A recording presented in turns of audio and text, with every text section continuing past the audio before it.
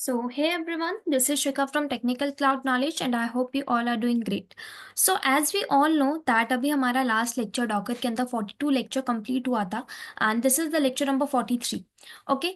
और इस 43 लेक्चर के अंदर आज हम लोग डॉकर कंपोज के प्रैक्टिकल को अंडरस्टैंड करेंगे so that you will get a better understanding of Docker compose. जो हम लोगों ने थ्योरेटिकली अंडरस्टैंड किया था ना डॉकर कंपोज में कि किस तरीके से मैन्युअली हम लोग कंटेनर्स लॉन्च करते थे और उन कंटेनर से किस तरीके से हमें बहुत सारे एरर्स मिलते थे, काफ़ी बार बग्स आ जाते थे, है ना, काफ़ी बार कमांड्स के सिंटेक्स गलत हो जाते थे. सो दैट्स वाई हम लोग डॉकर कंपोज पे मूव ऑन हुए थे. सो इसी को आज हम लोग प्रैक्टिकली अंडरस्टैंड करेंगे so that we can get a better understanding कि किस तरीके से डॉकर कंपोज में मूव करना एक बेटर आइडिया था as compared to doing it with a manually with a manual commands. ठीक है, with a manually executing commands. So ये हम लोग अंडरस्टैंड करेंगे. और एडिशनली हम लोग डॉकर कंपोज का इंस्टॉलेशन, उसका फाइल फॉर्मेट और उसका पूरा का पूरा प्रैक्टिकल आज कवर करेंगे. बाकी जितना कुछ रहेगा डॉकर कंपोज का वो नेक्स्ट क्लास में कवर होगा. So without wasting our time let's begin with the lecture. Okay. So मैंने ऑलरेडी मेरा इंस्टेंस लॉन्च कर लिया है. ठीक है, AWS के ऊपर जस्ट मैं क्या कर लेती हूँ, अपना होस्ट मशीन रेडी कर लेती हूँ. सो मैंने क्या बोला, yum install docker and then confirmation.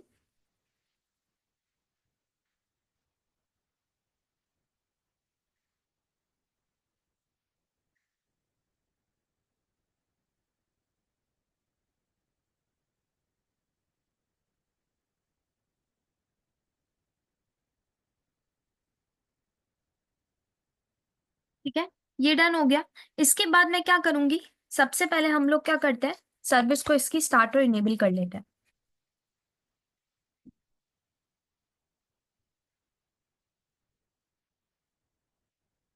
तो नाउ हमारी होस्ट मशीन हो गई है रेडी. सो हमारा फर्स्ट मोटिव क्या है, हम लोग मैन्युअली कंटेनर्स लॉन्च करेंगे. Okay, for manually launching the container सबसे पहले तो देखो हम लोग क्या करने वाले हैं. हम लोग ना एक फुल स्टैक एप्लीकेशन के लिए कंटेनर्स लॉन्च करेंगे विच मीन्स लेट्स टेक, मेरी एक एप्लीकेशन है, ठीक है, जो वर्डप्रेस पे रन हो रही है. एंड उस वर्डप्रेस पे हमें पता ही है बाय डिफॉल्ट वर्डप्रेस हमें front end and back and दोनों की सर्विसेज देता है ना. सो हम लोग एक वर्डप्रेस का कंटेनर बनाएंगे और जो सेकंड मैं बनाऊंगी वो एक डेटाबेस कंटेनर बनाऊंगी. क्यों? क्योंकि वी ऑल नो कि हमारी एक एप्लीकेशन जो हम लोग बनाते हैं, एक फुल स्टैक एप्लीकेशन के ऑलरेडी 3 टीयर्स होते हैं, है ना. ये बाय डिफॉल्ट होते हैं. इन 3 टीयर्स में एक डेटाबेस होता है, एक फ्रंट एंड होता है और एक बैक एंड होता है. अब वर्डप्रेस जो होता है जिसके ऊपर हमारी एप्लीकेशन हम लोग क्रिएट करेंगे, हमारा सॉफ्टवेयर लॉन्च करेंगे, वो वर्डप्रेस हमें by default front end back and की सर्विसेज दे रहा है ना.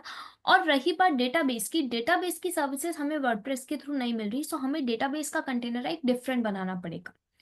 आज की इस लेक्चर के अंदर हम लोग क्या करेंगे, एक डेटाबेस कंटेनर बनाएंगे और एक वर्डप्रेस कंटेनर बनाएंगे. ठीक है, एंड देन उस वर्डप्रेस की साइट को हम लोग डेटाबेस के साथ कनेक्ट कराएंगे और उस कनेक्शन के लिए हम लोग उन दोनों का आपस में लिंकअप कराएंगे, एक ऑथेंटिकेशन जनरेट कराएंगे. देखते हैं वो लोग कैसे करते हैं हम लोग. ठीक है, उसके लिए सबसे पहले तो हम लोग क्या करते हैं, मैंने एक कमांड यहाँ पे एग्जीक्यूट करी, डॉकर नेटवर्क ls. मैंने नेटवर्क्स को लिस्ट किए, मेरे डॉकर के अंदर टोटल कितने नेटवर्क्स हैं. As we can see here अभी हमारे पास 3 नेटवर्क्स हैं, है ना. दो तो हमें डिफॉल्ट में मिलते हैं, होस्ट और नन का नेटवर्क. बाय डिफॉल्ट हमें ब्रिज भी बाय डिफॉल्ट में ही मिलता है, लेकिन कब मिलता है, जब आपकी होस्ट मशीन रेडी होती है. ये जो 3 नेटवर्क है हमें बाय डिफॉल्ट मिल गए. नाउ मैं क्या चाहती हूँ, मैं जो अपने कंटेनर्स बनाऊंगी ना उनको एक दूसरे नेटवर्क पे बनाऊंगी, एक डिफरेंट कस्टम नेटवर्क पे. इस कस्टम नेटवर्क पे बनाने के पीछे का जस्ट मेरा रीजन ये है. देखो क्या होता है, मैंने आपको आई थिंक पहले बताया होगा, है ना. अ, हमारा नेटवर्क का टॉपिक कंप्लीट हो चुका है, मैंने ऑलरेडी इस चीज को शेयर भी किया था आपके साथ कि जब भी हम लोग ब्रिज नेटवर्क के ऊपर कंटेनर्स को बनाते हैं, कंटेनर्स की कम्युनिकेशन कराने के लिए हम लोग सर्विस का जो नेम होता है ना, सॉरी, कंटेनर का जो नेम होता है वो नहीं दे पाते. हमारे कनेक्शन जब बनते हैं, 2 कंटेनर जब हम लोग बनाते हैं हमारे ब्रिज नेटवर्क के थ्रू, तो उन कंटेनर्स का आपस में कम्युनिकेशन करने के लिए आप कभी भी नेम यूज नहीं करते, आपको क्या देना पड़ता है, IP एड्रेस. बट मैं अपने कंटेनर्स का लिंकअप कराऊंगी नेम के थ्रू. क्यों? क्योंकि जब मान लो मेरी अगर मशीन या मेरी होस्ट मशीन कभी रीस्टार्ट हो गई, तो मेरा जो कंटेनर का IP एड्रेस है वो चेंज होने के चांसेस हो जाते हैं. So that's why I want कि मैं अपने कंटेनर्स की कम्युनिकेशन नेम के थ्रू कराऊं instead of IP address. IP address change होने के चांसेस होते हैं लेकिन नेम चेंज नहीं होगा, है ना। नेम तो बाय डिफॉल्ट जो हम लोग देंगे वही मिलेगा, और अगर आप कुछ न्यू कंटेनर्स बनाओगे भी तो उनको जो कस्टम जो डिफॉल्टेड नेम मिलेगा आपकी होस्ट मशीन के थ्रू, आपके इंजन के थ्रू, वो अलग होता है ना। सो मैंने क्या बोला कि हम लोग क्या करेंगे, हमारे कंटेनर्स बनाएंगे बट उन कंटेनर्स को एक डिफरेंट नेटवर्क में रखेंगे। सो सबसे पहले मैं क्या करती हूँ, एक नेटवर्क क्रिएट करती हूँ। तो मैंने क्या बोला, नेटवर्क को क्रिएट करने के लिए डॉकर नेटवर्क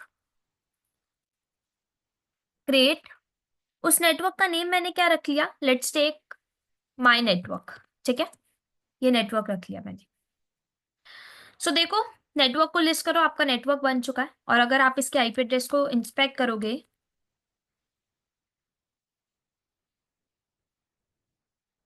तो देखो 18 रेंज पे आ रहा है। ठीक है, नाउ हम लोग हमारे कंटेनर्स को करते हैं लॉन्च। सो सबसे पहला कंटेनर बनाएंगे वर्डप्रेस का, हमेशा वर्डप्रेस का पहले कंटेनर बनेगा एंड देन सॉरी डेटाबेस का कंटेनर बनाएंगे पहले, और डेटाबेस का कंटेनर हमेशा पहले बनेगा, उसी के ऊपर आपका वर्डप्रेस डिपेंड होता है। ठीक है, क्योंकि हम वर्डप्रेस का डेटा कहाँ सेव करेंगे, डेटाबेस में। बाद में लिंकअप नहीं कराते हो, पहले डेटाबेस बनाते हो, उसके बाद आप वर्डप्रेस को बनाकर उसका लिंकअप कराते हो अपने डेटाबेस के साथ। सो सबसे पहले डेटाबेस कंटेनर बनाने के लिए मैंने एक कमांड एग्जीक्यूट करी, Docker container run hyphen ITD. ठीक है, हाइफन हाइफन नेम क्या रख लिया मैंने, कहा इसका नेम रख लेते हैं माई सीक्वल कंटेनर। ठीक है, माई सीक्वल की इमेज लूंगी तो मैंने बोला माई सीक्वल कंटेनर है। इसके बाद मैंने क्या बोला, एक एनवायरमेंट वेरिएबल इसको देंगे। अभी मैं कमांड एग्जीक्यूट करूँ देन मैं आपको इसको एलैबोरेट करती हूँ इस कमांड का मीनिंग क्या है और क्यों हम लोग ऐसे लिख रहे हैं। ठीक है, सबसे पहले मैंने एक एनवायरमेंट वेरिएबल दिया MySQL underscore root underscore password, equal to में रख लेती हूँ रूट 123। ठीक है, इसके बाद मैंने क्या बोला, एक और एनवायरमेंट वेरिएबल देती हूँ, वो किसका, माइस्क्ल अंडरस्कोर डेटाबेस, किस नेम का बना लेते हैं डेटाबेस, वर्डप्रेस नेम का बना लेते हैं। ये भी आपको मैं सारा क्लियर करती हूँ, जस्ट मेरे को कमांड एग्जीक्यूट करने दो। एक और एनवायरमेंट वेरिएबल हम लोग लेंगे माई सीक्वल अंडरस्कोर यूजर, और उसका यूजर का ले लेते हैं हम लोग WP यूजर। ठीक है, वर्डप्रेस यूजर हो गया। पासवर्ड भी इसका कुछ रख लेती हूँ मैं, माई सीक्वल अंडरस्कोर पासवर्ड, पासवर्ड इसका रख लेते हैं माई पासवर्ड। और देन नेटवर्क और बता देते हैं कौन से नेटवर्क से इनको कनेक्ट करना है। सो नेटवर्क का नेम क्या रखा था, माई नेटवर्क, और देन इमेज माई सीक्वल की, वो भी लेटेस्ट इमेज।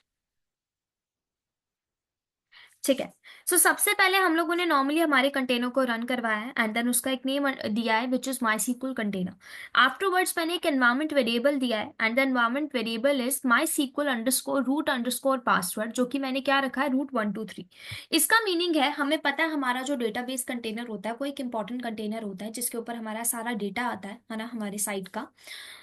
ये एक आपका ऐसा कंटेनर है जिसकी आप ऑथेंटिकेशन या फिर आप जिसके क्रेडेंशियल ऐसे नॉर्मली नहीं रखना चाहते ताकि कोई भी लॉगिन करके अपना डेटा यहाँ पे रख दे, डेटा में कुछ भी मॉडिफिकेशन कर सके या डेटा का मिसयूज कर सके। नॉर्मल सी बात है, इसमें हमारा डेटा आ रहा है साइट का विच इज़ वेरी इंपॉर्टेंट। तो मैंने क्या बोला, हमारे डेटाबेस कंटेनर को ना हम थोड़ी सिक्योर करेंगे, विच मीन्स उसके ऊपर थोड़ी सिक्योरिटी लगाएंगे।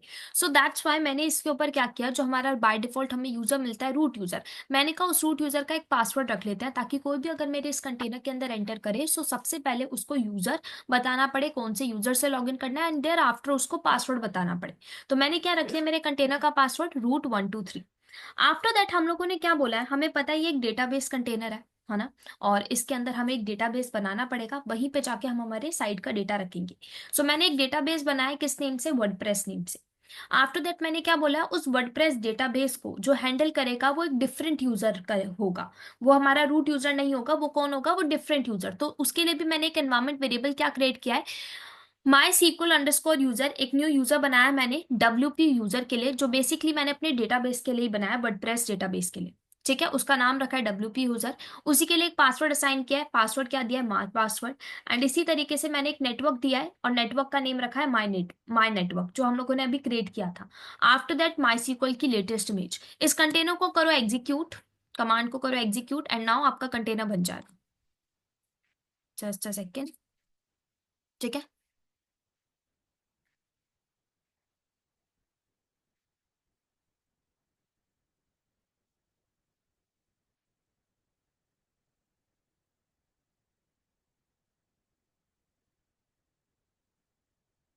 सो हमारा कंटेनर हो चुका है लॉन्च। नाउ हम लोग क्या करते हैं, हमारा वर्डप्रेस कंटेनर भी रेडी कर लेते हैं। सो सबसे पहले इस कंटेनर को करो एलएस। देखो आपका कंटेनर रन हो रहा है आपके डेटाबेस का। नाउ वर्डप्रेस कंटेनर के लिए हम लोग सेम इसी तरीके से वर्डप्रेस कंटेनर भी बनाएंगे। सो सबसे पहले मैंने क्या बोला, docker container run -itd -hyphen name. इसका नेम रख लेते हैं वर्डप्रेस कंटेनर। ठीक है, फिर मैंने क्या बोला, हाइफन ई करके इसको भी एनवायरमेंट वेरिएबल देने पड़ेंगे। सबसे पहले तो आपको इसको ये बताना पड़ेगा आपके वर्डप्रेस को कि इसका ऑथेंटिकेशन आपको किसके साथ करना है, विच मीन्स इसका लिंकअप आपको किसके साथ करना है। तो हमने एक एनवायरमेंट वेरिएबल दिया कि इसका लिंकअप हमें ना डेटाबेस कंटेनर के साथ कराना है। सो ऑथेंटिकेशन करने के लिए, और आपका जब वर्डप्रेस कंटेनर डेटाबेस के पास जाएगा, डेटाबेस कंटेनर के साथ कनेक्ट हो जाएगा, तो उसके लिए आगे के प्रोसेस के लिए भी हमें एनवायरमेंट वेरिएबल देने ही पड़ेंगे। तो सबसे पहला एनवायरमेंट वेरिएबल मैंने क्या दिया, वर्डप्रेस _db_host। ये इस होस्ट के साथ कनेक्ट करेगा, और उस होस्ट का या तो आप आईपी एड्रेस दे दो या नेम दे दो। सो बेस्ट है आप नेम दे दो, जैसे मैंने आपको बताया। तो नेम क्या है, माई सीक्वल कंटेनर। ठीक है, इतना देने के बाद आप उसका पोर्ट नंबर दो। तो जैसे, ओ सॉरी, हाँ यहाँ पे, ठीक है, हमें पोर्ट नंबर क्या दिख रहा है, 3306 है ना बाय डिफॉल्ट। तो यहाँ पे हम लोग क्या दे देते हैं, 3306। इस पोर्ट नंबर के साथ कनेक्ट करना है, ये आपके मशीन का, ये कंटेनर का। एंड बाय डिफॉल्ट आपका डेटाबेस कंटेनर इसी पोर्ट नंबर पे लिसन करता है, 3306 पे। आफ्टर दैट इतना देने के बाद आप एक और एनवायरमेंट वेरिएबल दो, जिसमें आपको क्या बताना पड़ेगा, जब ये आपके सीक्वल कंटेनर को हिट करेगा या फिर उसके अंदर एंटर करेगा, तो हमें पता है एंटर करते टाइम इसको बताना पड़ेगा कि भाई रूट यूजर है।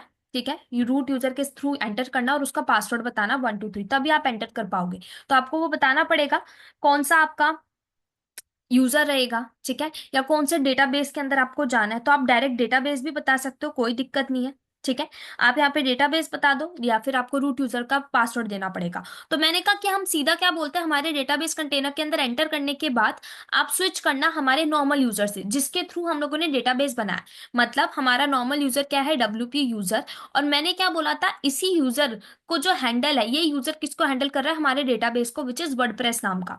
तो मैं क्या करूंगी, जब ये कंटेनर के अंदर एंटर करे तो सीधा इस डेटाबेस के पास जाए जिसका नेम है वर्डप्रेस। हमारे रूट यूजर के थ्रू एंटर ना करे, पूरे कंटेनर के ऊपर एंटर करने की नीड भी नहीं है, और कहीं अदर चीजों पे जाने की नीड नहीं है। हमें बाकी में बताना ही पड़ेगा कि भाई डेटाबेस पे जाना, वहां जाके डेटा रखना है। तो मैंने डायरेक्ट ही बोल दिया कि वर्डप्रेस कंटेनर जब एंटर करे सीक्वल कंटेनर के अंदर, तो क्या करे, सीधा वर्डप्रेस के पास ही जाए, जो उसका डेटाबेस बना हुआ है ना वर्डप्रेस नेम का, उसी पर जाए।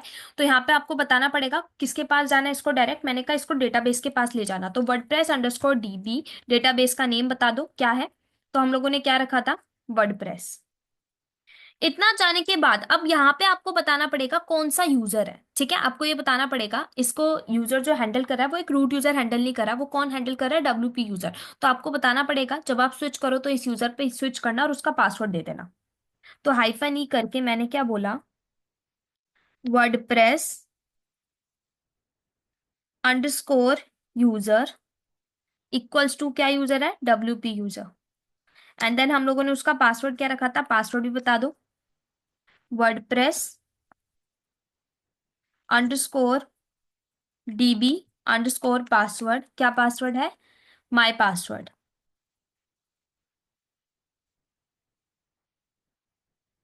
वर्डप्रेस_db_पासवर्ड इक्वल्स टू माई पासवर्ड। ठीक है, इतना देने के बाद पोर्ट नंबर दे दो अपने इस कंटेनर को। सो हम लोग वर्डप्रेस कंटेनर का पोर्ट नंबर रख लेते हैं 8080, और बाय डिफॉल्ट 80 पे लिसन करता है तो 80। एंड देन मैंने क्या बोल दिया, नेटवर्क हम लोग दे देते हैं, हमारा बाय डिफॉल्ट हम लोगों ने एक नेटवर्क बनाया था, माई नेटवर्क। और इमेज कौन सी, वर्डप्रेस की इमेज, वो भी लेटेस्ट वाली। तो बाय डिफॉल्ट ये लेटेस्ट को ही पुल करेगा। अब देखो हम लोगों ने क्या बोला है, हम लोगों ने बोला है कंटेनर को क्रिएट कर दो हमारे। ठीक है, और उस कंटेनर का नेम हम लोग क्या रख रहे हैं, वर्डप्रेस कंटेनर। उसके बाद हम लोगों ने एक एनवायरनमेंट वेरिएबल दिया है, ठीक है, जिसमें हम लोगों ने होस्ट बताया है कि हमारा जो वर्डप्रेस कंटेनर है वो किससे लिंकअप करे। तो मैंने बता दिया सीक्वल कंटेनर से लिंकअप करे, और किस पोर्ट नंबर पर वो भी हम लोगों ने दे दिया है। आफ्टर दैट एक एनवायरनमेंट वेरिएबल हम लोगों ने डिफरेंट दिया है। हम लोगों ने बोला है कि हमारे डायरेक्ट जब सीक्वल कंटेनर कुल के अंदर एंटर करो ना, तो डायरेक्ट हमारे डेटाबेस पे जाना। तो उस डेटाबेस का नाम मैंने क्या बताया था, वर्डप्रेस। तो वहां पे वो जाएगा, हमारे वर्डप्रेस डेटाबेस पर जाएगा। और जब वो वहां पर जाएगा ना डेटाबेस के अंदर, तो वहां पे उससे पूछा जाएगा कौन से यूजर से एंटर करना है या उसका पासवर्ड क्या है। तो आपको बताना पड़ेगा यूजर अपने डेटाबेस का। तो डेटाबेस का यूजर क्या हम लोगों ने रखा था, WP यूजर, और उसका पासवर्ड रखा था माई पासवर्ड। ठीक है, ये पूरे के पूरे आपके डेटाबेस के क्रेडेंशियल्स है, ये आपको देने पड़ेंगे। फॉर सिक्योरिटी पर्पज हम लोगों ने रखा था। आफ्टर दैट अब क्या करेगा, जो वर्डप्रेस आपकी जो साइट होगी, इस साइट के ऊपर जो भी डेटा आएगा वो इस वर्डप्रेस वाले डेटाबेस के अंदर बाय डिफॉल्ट हो जाएगा सेव, क्योंकि आपने लिंकअप कर लिया है। ठीक है, तो बेसिकली आप इतना इतना अंडरस्टैंड करो मोटा मोटा, आपके वर्डप्रेस साइट के ऊपर जो आपने वर्डप्रेस से साइट बनाई होगी अपनी, जो भी अपने वेबसाइट रेडी करी होगी, उस वेबसाइट पर जो भी डेटा आएगा वो बाय डिफॉल्ट आपके डेटाबेस कंटेनर पर चला जाएगा।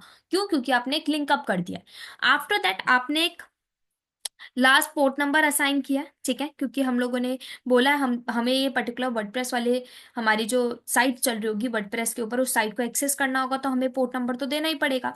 तो पोर्ट मैपिंग के लिए मैंने मशीन को 8080 पोर्ट नंबर दिया और कंटेनर को 80, और नेटवर्क बता दिया जो नेटवर्क हम लोगों ने क्रिएट किया इनके लिए, विच इज माई नेटवर्क। और लास्ट हम लोगों ने इमेज बता दिया कि कौन सी इमेज हमारी होगी। ठीक है, इतना किया, एंड देन जस्ट सिंपल हम लोग करते हैं हमारे कंटेनर को क्रिएट।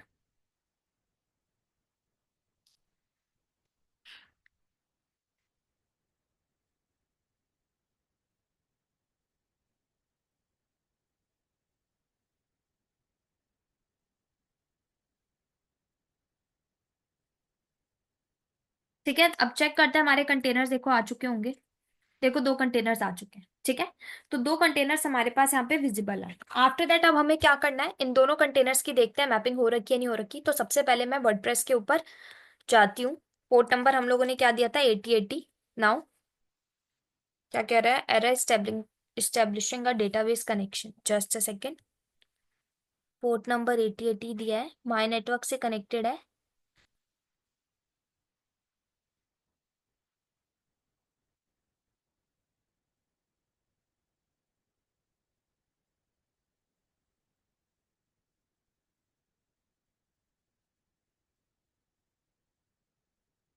तो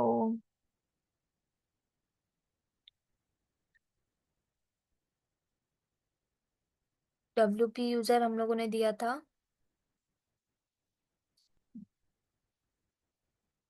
वर्डप्रेस का पासवर्ड माय पासवर्ड, ठीक है, पोर्ट नंबर 8080। नेटवर्क भी हम लोगों ने सही दे रखा है। वर्डप्रेस की लेटेस्ट इमेज पुल हुई है ना, लेटेस्ट ही होगी, चेक करते हैं डॉकर इमेजेस करके। सो लेटेस्ट ही है दोनों की।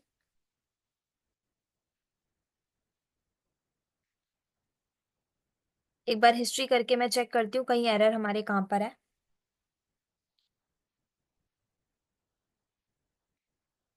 अ, ये रहा सीक्वल कंटेनर।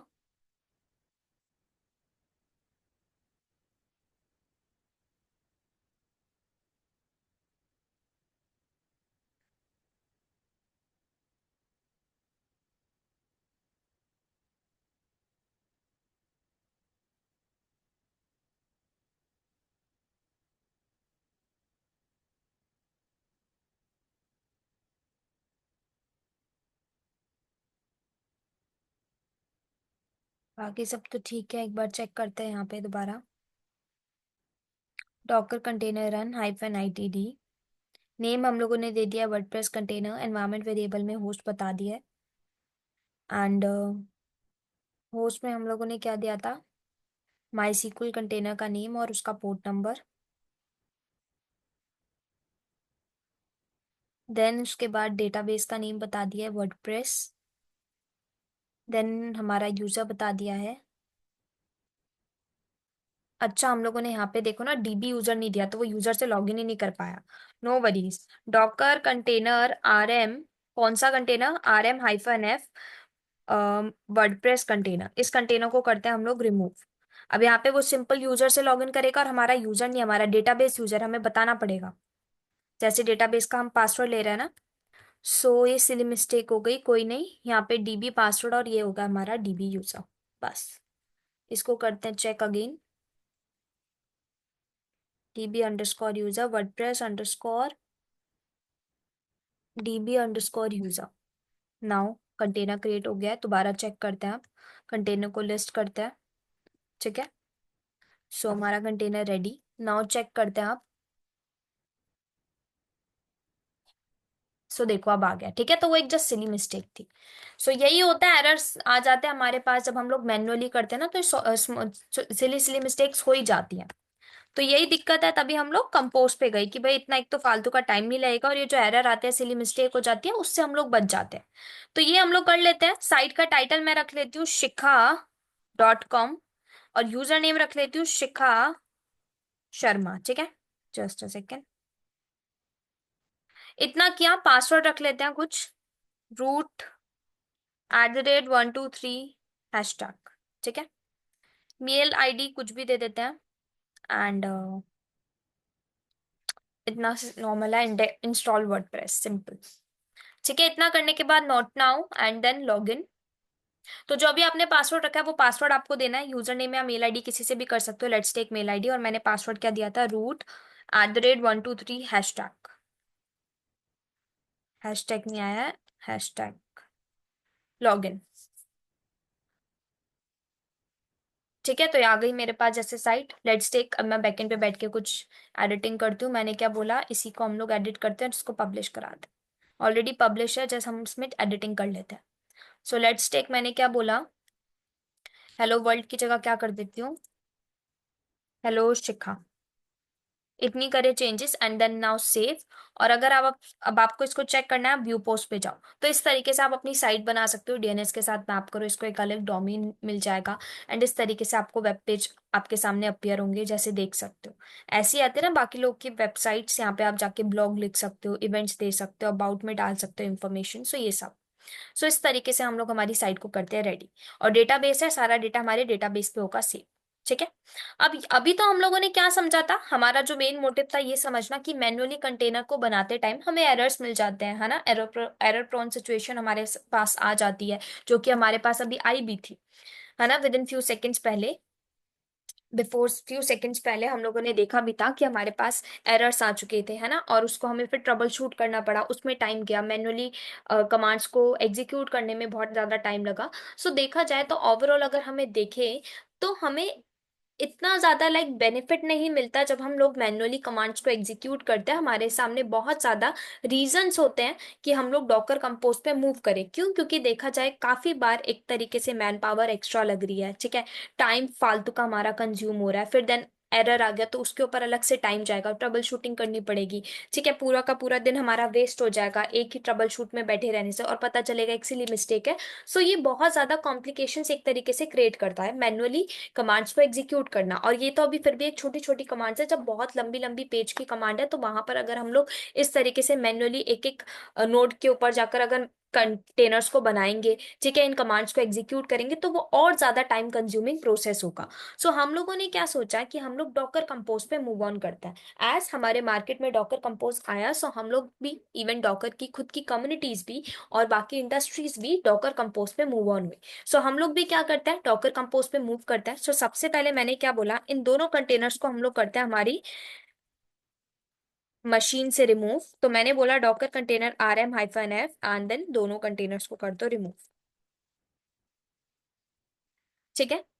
कंटेनर्स रिमूव, सबसे पहले आपको यहाँ पे कंपोज का पैकेज डालना पड़ता है। तो कंपोज का पैकेज के लिए क्या करते हैं, यहाँ पे चलते हैं, Docker compose install on Linux, ठीक है। एक साइट बताऊंगी, वहां से आप ले लेना उन कमांड्स को, बिकॉज पहले डॉकर कंपोज का वर्जन 1 चलता था, तो कुछ फ्यू कमांड्स है ऐसी वो चलती नहीं है अब। क्यों? क्योंकि अपडेट हो चुका है कंपोज का वर्जन, वर्जन 2 ही चलता है। तो जो वर्जन 1 वाली कमांड्स है ना, वो रन नहीं होती। सो दैट्स वाई मैं आपको एक साइट बता रही हूँ जहाँ पे कमांड्स होती हैं, ठीक है, वर्जन 2 वाली कमांड्स है, उनको आप फॉलो करना और उन्हीं को एग्जीक्यूट करना, तब जाके आपका कंपोज का पैकेज आएगा। This one, computing for geeks, इन पर आना, एंड देन आपको मिल जाएगी लिनक्स रिलेटेड कमांड्स।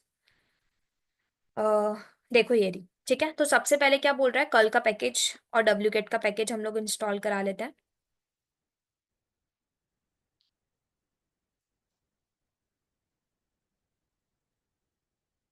ठीक है।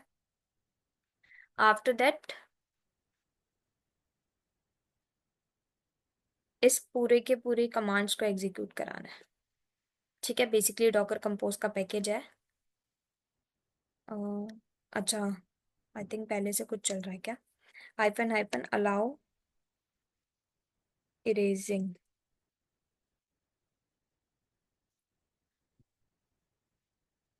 ठीक है, डन। अब हम लोग क्या करते हैं, अब वो जो पैकेज हम लोगों ने लिया था ना, इसको इंस्टॉल कराते हैं। जस्ट अ सेकेंड, आगे बढ़ते हैं। कुछ परमिशन से रिलेटेड है, एग्जीक्यूट की परमिशन देने को कह रहा है। एंड देन आई थिंक कुछ मूव करने को कह रहा है। पैकेज को कहाँ मूव, यूएसआर लोकल बिन के ऊपर मूव करने को कह रहा है। सो मूव करता है। इतना करने के बाद एक बार आप कंपोज का वर्जन चेक कर लो। अगर कंपोज का वर्जन मिल जाए विच मीन्स पैकेज इंस्टॉल हो चुका है, अगर नहीं मिलता मतलब पैकेज अभी इंस्टॉल नहीं हुआ है, कहीं एरर है।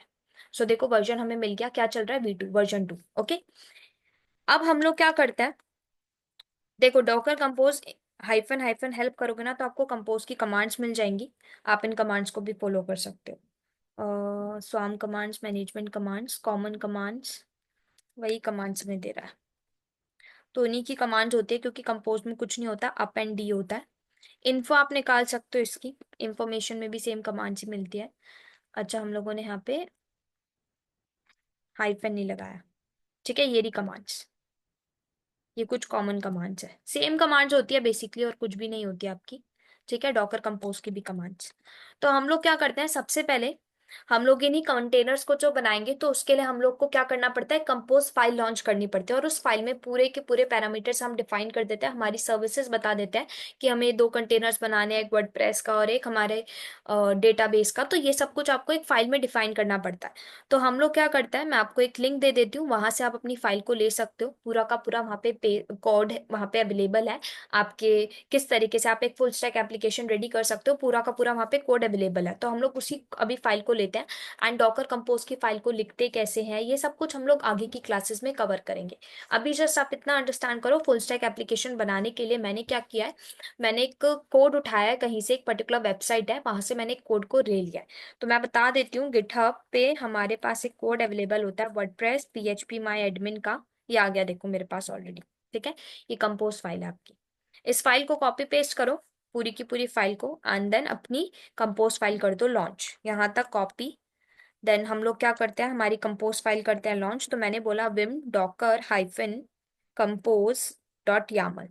ठीक है, फाइल को किया यहाँ पे पेस्ट।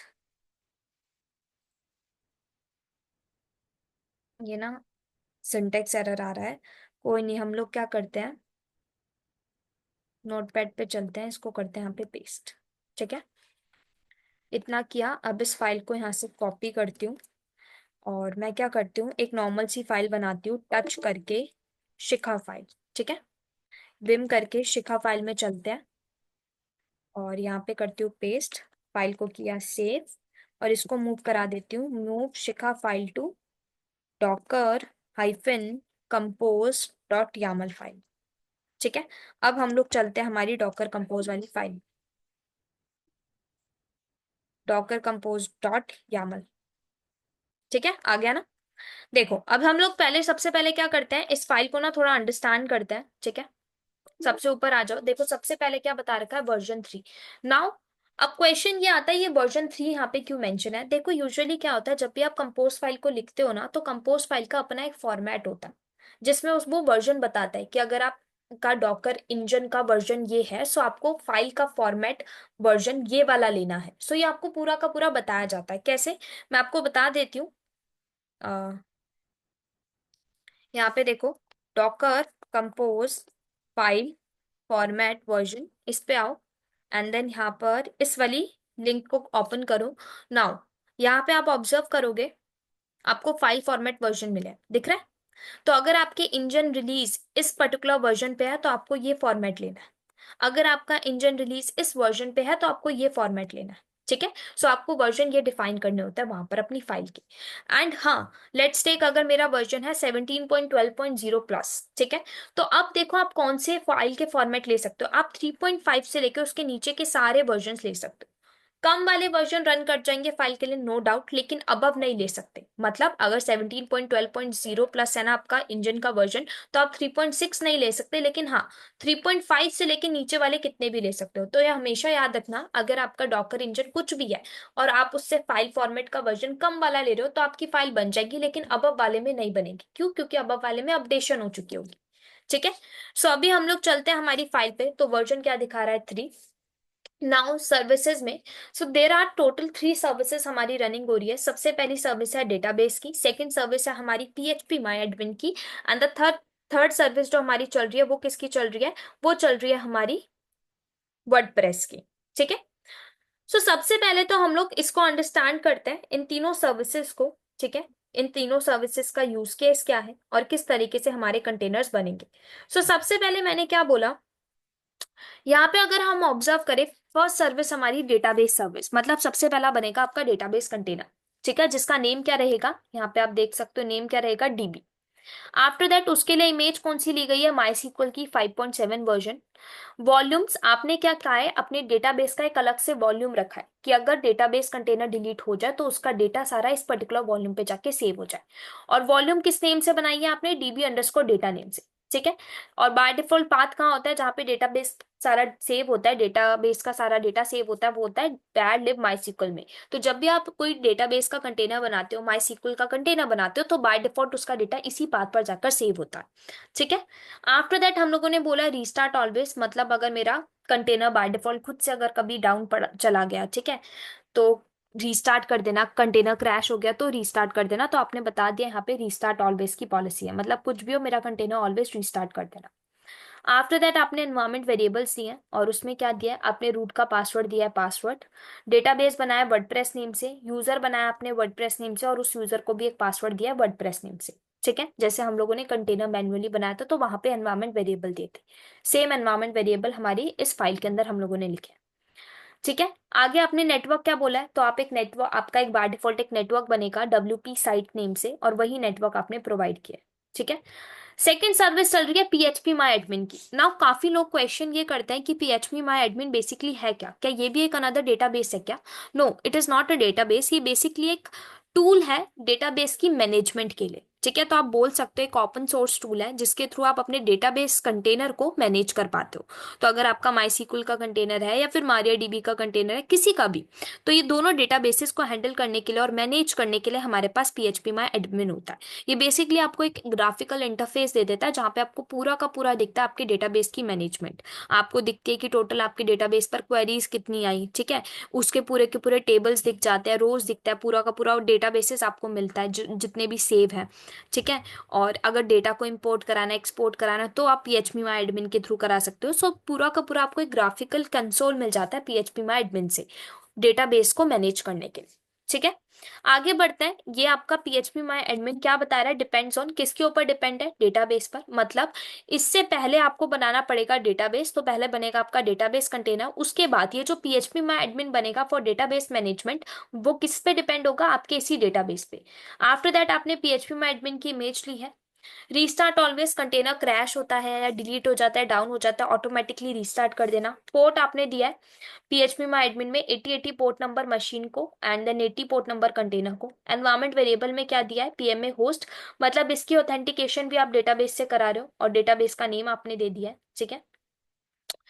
आपने डेटाबेस जो है जब ये एंटर करेगा कंटेनर के साथ ऑथेंटिकेट करेगा तो रूट यूजर के थ्रू करेगा, और उसकी का पासवर्ड आपने बता दिया है। तो जो पासवर्ड आपने माई डेटाबेस कंटेनर पे दिया था ना, रूट का पासवर्ड, आप देख सकते हो ये वाला सेम पासवर्ड यहाँ पे प्रोवाइड कर दिया। नाउ नेटवर्क, ये भी सेम नेटवर्क पे चलेगा जो कि है WP साइट। ठीक है, ताकि तभी तो देखो यहाँ पे किससे कनेक्ट कर पा रहा है, ये इससे कनेक्ट करेगा कौन से पे? DB पे, मतलब नेम के थ्रू कनेक्ट कर पा रहा है, नहीं तो फिर IP एड्रेस देना पड़ता है ना। तो कोई कस्टम नेटवर्क पे चल रहा है, दैट्स वाई तो नेम के थ्रू कम्युनिकेट कर पा रहा है ना। लास्ट हमारी सर्विस चल रही है वर्डप्रेस की, तो वर्डप्रेस भी हमारा डिपेंड्स है DB पर, उसका नेम वर्डप्रेस है ना। तो ये भी, इससे भी पहले आपका डेटाबेस कंटेनर बनेगा और इसकी भी ऑथेंटिकेशन डेटाबेस के साथ ही होगी। इमेज इसमें कौन सी चल रही है, वर्डप्रेस की लेटेस्ट इमेज। पोर्ट्स में हम लोगों ने क्या डिफाइन कर रखा है, हमारा वर्डप्रेस की जो कंटेनर है वो 8000 पे चले, ठीक है। मशीन का पोर्ट नंबर 8000 और 80 कंटेनर हमारे, 80 पोर्ट नंबर कंटेनर का। रीस्टार्ट ऑलवेज, इसमें भी पॉलिसी है हमेशा रीस्टार्ट करने की। वॉल्यूम आपने बता दिया, करंट पाथ पर बना देना, ठीक है।